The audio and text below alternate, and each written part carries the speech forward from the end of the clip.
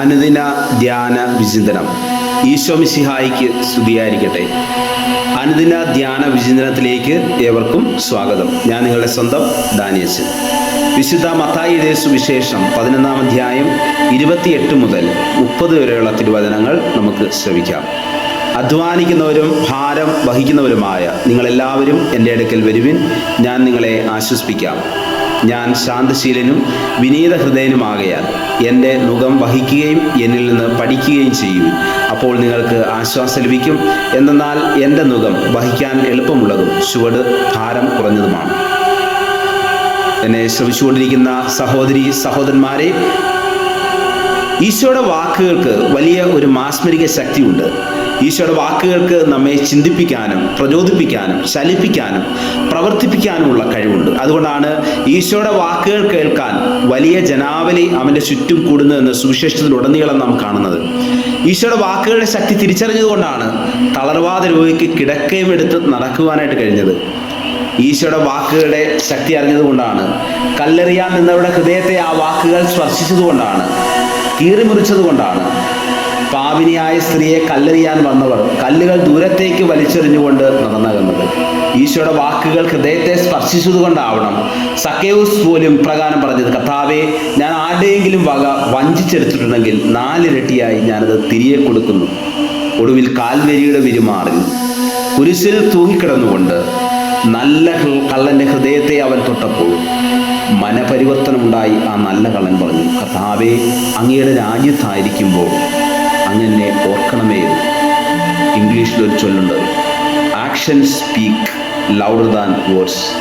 വാക്കുകളേക്കാൾ വാചാലമാണ് പ്രവൃത്തികളെന്ന് സാരം. പ്രിയപ്പെട്ടവരെ, ജീവിതം നിലച്ചുപോയ എത്രയോ പേരെ അവൻ ചലിപ്പിച്ചിട്ടുണ്ട്. ജീവിതത്തിലേക്ക് കൈപിടിച്ച് കയറ്റിയിട്ടുണ്ട്, പ്രതീക്ഷ നൽകിയിട്ടുണ്ട്. അതുകൊണ്ട് നമുക്ക് പ്രത്യാശിക്കാം, ഈശോ നമ്മെ കൈവിടുകയില്ല എന്ന്. ഈശോ ഒരാളെ ആശ്വസിപ്പിക്കണമെങ്കിൽ ആദ്യമായി അയാൾ ചെയ്യേണ്ടത് ഈശോയുടെ അടുക്കലേക്ക് എത്തുക എന്നുള്ളതാണ്.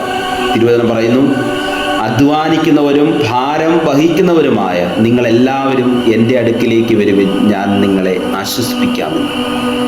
ഈശോയുടെ അടുക്കിലേക്ക് വരാതെ ഈശോ നമ്മെ ആശ്വസിപ്പിക്കുമെന്ന് തെറ്റിദ്ധരിക്കരുത്.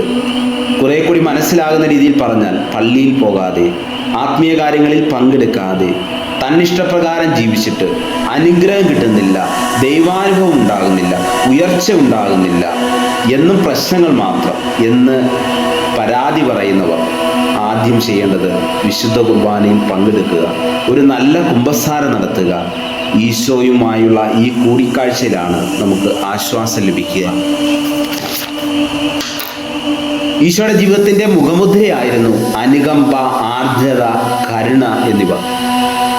Jesus identified himself with the poor, downtrodden and the marginalised. ജീവിതത്തിൻ്റെ ഓരങ്ങളിലേക്ക് മാറ്റി നിർത്തപ്പെട്ടവരെയും പാർശ്വവൽക്കരിക്കപ്പെട്ടവരെയും തഴയപ്പെട്ടവരെയും സമൂഹം ഒറ്റപ്പെടുത്തിയവരെയും ഈശോ ചേർത്ത് നിർത്തി. കാരണം ഇറ്റ് വാസ് ഹിസ് മിഷൻ. നമ്മുടെ രക്ഷയ്ക്ക് വേണ്ടി അവൻ തൻ്റെ ജീവിതം മുഴുവനും സമർപ്പിച്ചു. നമുക്ക് പ്രാർത്ഥിക്കാം. കാരുണ്യവാനായ ദൈവമേ, നിലച്ചുപോയ ഞങ്ങളുടെ ജീവിതത്തെ ചലിപ്പിക്കുവാൻ, പ്രതീക്ഷ നഷ്ടപ്പെട്ട ഞങ്ങളുടെ ജീവിതങ്ങളിലേക്ക് പ്രതീക്ഷ നൽകുവാൻ, തകർന്ന് തരിപ്പണമായ ഞങ്ങളുടെ ജീവിതത്തെ കൈപിടിച്ചുയർത്തുവാൻ, കുടുംബ സമാധാനം നഷ്ടപ്പെട്ട ഞങ്ങളുടെ കുടുംബങ്ങളിലേക്ക് സമാധാനം തിരികെ തരുവാൻ അങ്ങയുടെ ജീവൻ്റെ വചനം ഞങ്ങളിൽ നിറയ്ക്കണമേ.